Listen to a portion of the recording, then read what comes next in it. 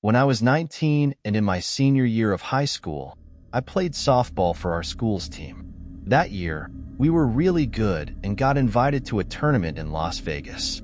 We stayed in a hotel about 15 minutes from the city. It was around 9 p.m. when we arrived.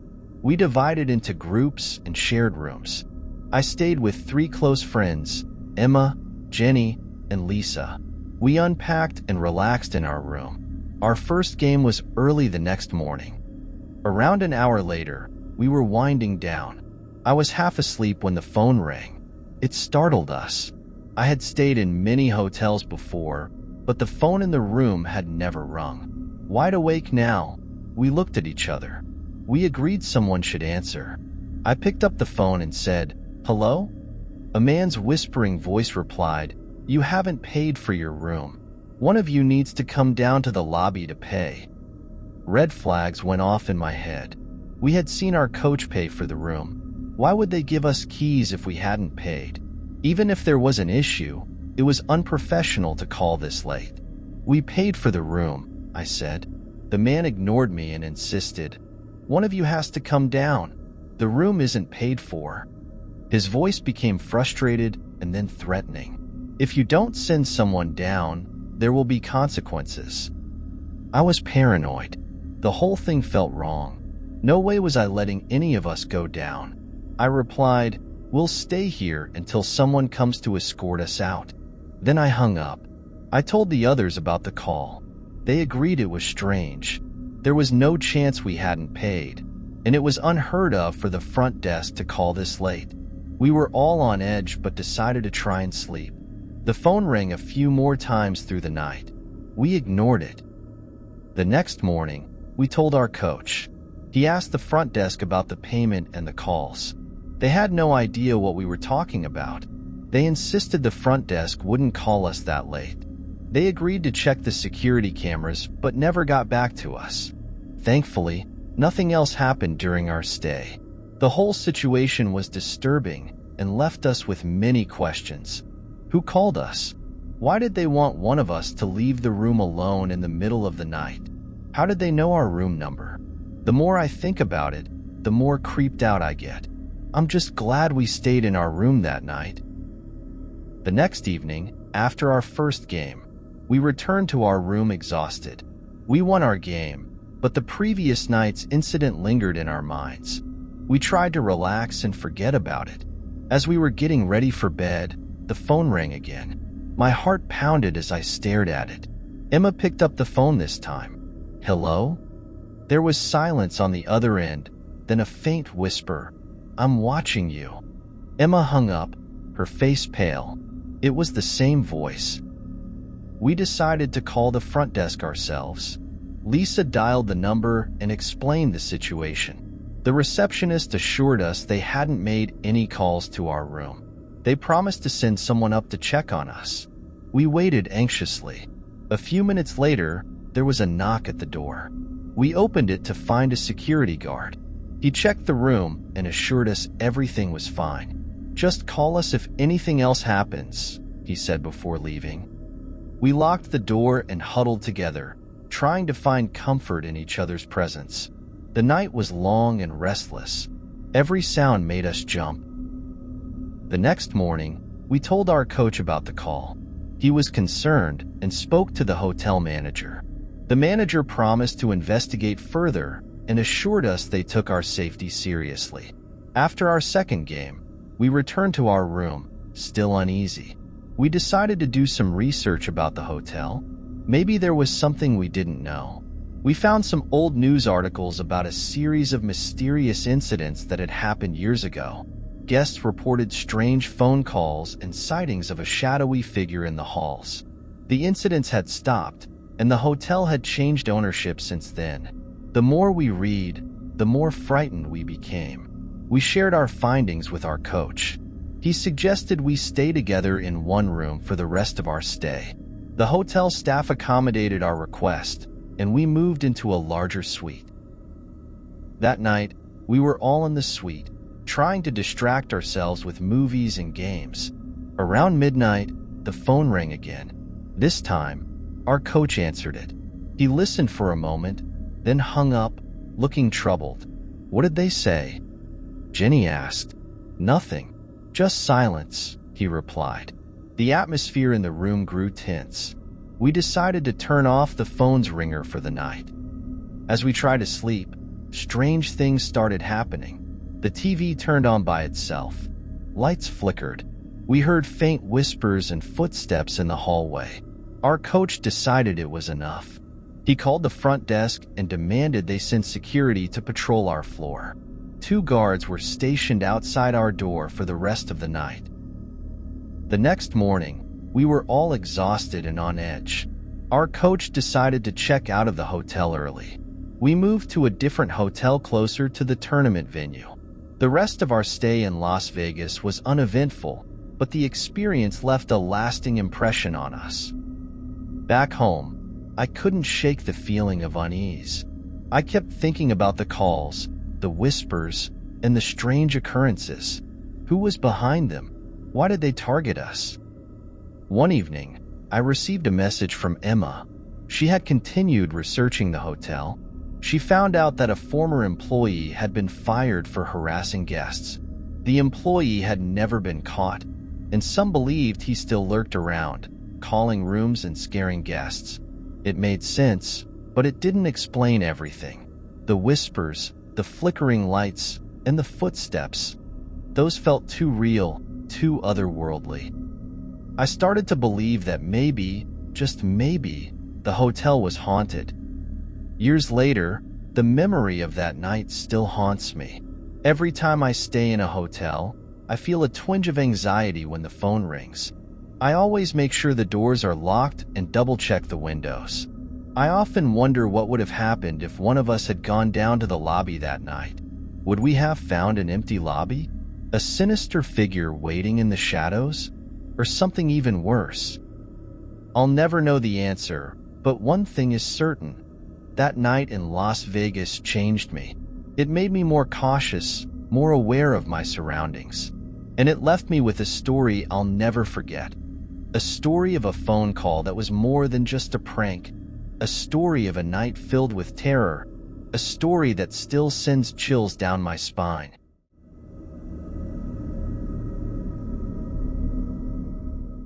I was on a long road trip for work, driving down an endless highway to my next hotel. It was a cheap, rundown place in a town I'd never heard of. The only reason I chose it was because it was right off the highway. For hours, I drove on this empty road, only occasionally seeing another car. After a long while, I noticed headlights in my rearview mirror. A car was following me. For the next 3 hours, it stayed behind me, despite the vast emptiness of the highway. Finally, I reached my exit and pulled into the motel parking lot. To my surprise, the car behind me followed and parked on the other side of the lot. It seemed too much of a coincidence for them to have the same destination, but I tried not to overthink it, chalking it up to strange luck.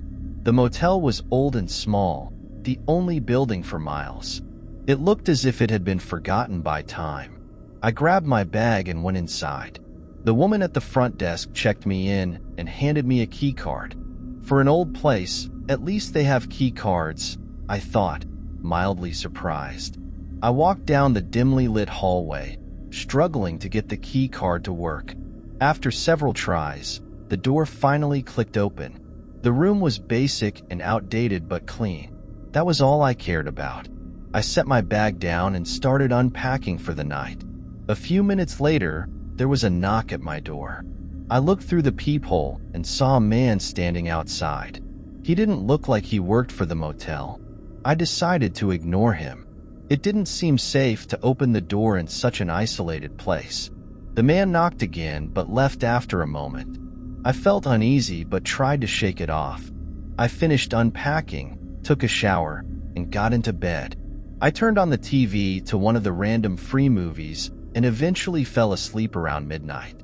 I woke up to complete darkness and a persistent beeping sound. In my groggy state, I couldn't figure out what it was. As I became more awake, I realized it was the sound of a key card trying to unlock my door. My eyes snapped open, and I jumped out of bed, turning on the lamp. The beeping stopped, followed by the sound of footsteps running down the hallway. I ran to the door and swung it open. I barely missed seeing the person. A moment later, the woman from the front desk appeared at the end of the hall, looking nervous. "Did you see someone running?" I asked. She nodded. "A man just ran out into the parking lot." I looked outside and saw the same car that had followed me on the highway. The man got in, backed out, and sped away, his tires screeching as he re-entered the highway. I turned back to the woman. He was trying to unlock my door. Her face went pale. "He walked in a few minutes ago and went right down the hall. I thought he had a room." I shivered. He had a key card. We went back to the front desk, and I explained what had happened. She called the police, but when they arrived, they weren't much help. The man was long gone. After they left, I couldn't sleep. I did some research and found out about fake universal key cards that could work on some hotel doors. It was unsettling to think that someone could have such easy access. The next day, I checked out and continued my journey. The memory of that night haunted me. I kept thinking about what might have happened if he had managed to get in. I swore off cheap motels for good. Several weeks later, while recounting the incident to a friend, I discovered something even more disturbing. She told me about similar incidents happening at motels along that same highway. People reported mysterious men trying to enter their rooms at night. The stories were eerily similar to mine. One of the stories involved a woman who had stayed at a motel a few miles down the road from where I had been. She, too, had been followed by a car for hours before it parked at the same motel. She had heard beeping at her door late at night, but unlike me, she didn't wake up until the man had entered her room. She screamed, and he fled, but the fear had stayed with her. These stories made me wonder if there was a pattern, a serial predator preying on travelers in isolated motels. I contacted the local police again, sharing what I had found. They listened but seemed skeptical, chalking it up to coincidence and paranoia. Months passed, and I tried to put the incident behind me, but every time I traveled for work, I couldn't help but feel anxious. I chose well-lit, populated hotels, always checked the locks, and kept a heavy object by my bed just in case. One night, while staying at a reputable hotel in a busy city, I received a call from the front desk. They wanted to confirm my reservation details. It seemed routine, but then the voice on the other end said something that sent chills down my spine. "Remember, safety is our priority, especially after what happened at that old highway motel." I never mentioned the motel incident when I checked in. My heart raced. Who is this? The line went dead. I called the front desk back, and the real receptionist answered, confused by my questions. No one from the hotel had called my room. I couldn't shake the feeling that the man from the motel was still out there, watching, waiting. The thought that he might have tracked me to this new location was terrifying. A year later, while on another road trip, I decided to take a different route, avoiding the lonely highways. I stopped at a busy diner for a break. As I sipped my coffee, I overheard a conversation at the next table. "Did you hear about the guy they caught? He was breaking into motels, trying to scare people. They found him with all sorts of fake key cards." I turned to listen more closely. The man described matched the one who had followed me. Relief washed over me, knowing he was finally caught. But the fear he instilled in me never fully left. To this day, I'm cautious about where I stay and always alert. That night at the eerie roadside motel remains a chilling reminder of how vulnerable we can be, and how some coincidences are far more sinister than they appear.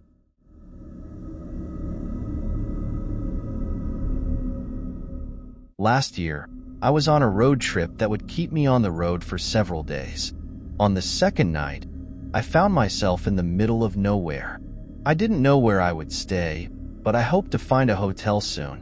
As I drove, the landscape became more desolate. My phone's signal flickered on and off. Around 11 p.m., I pulled into a rest area and searched for nearby hotels. The closest option was a motel, 12 miles down the road. I decided it would have to do. I was exhausted. I left the rest stop and headed toward the motel, which took about 10 minutes to reach. It was a mile off the highway, in a very small town with nothing around it. The motel looked creepy. It was old and small, with a little office connected to the side of the building. There was just one level of rooms, maybe 10 or 12 in total. The parking lot was nearly empty. Normally, I wouldn't stay in a place like this, but I only needed a few hours of rest. I'd be out by 6 or 7 in the morning. The rate was $29, which felt overpriced. I parked my car and walked to the office. A man with a long beard sat behind the counter. He sat up and asked, "What do you want?" "A room for the night," I replied, handing him the $29. He gave me a key and told me my room number, then leaned back in his chair. I left the office and walked to my room. It was just as I expected, not very clean, with old, outdated furniture.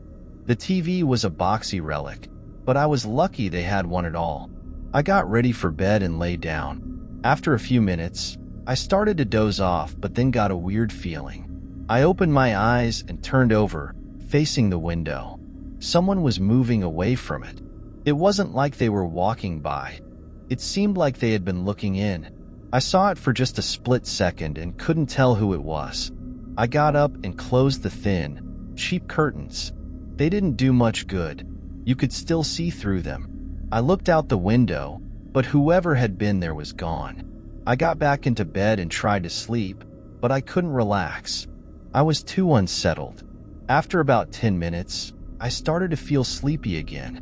Then I got that feeling again, like I was being watched. I opened my eyes and looked at the window. Someone was there.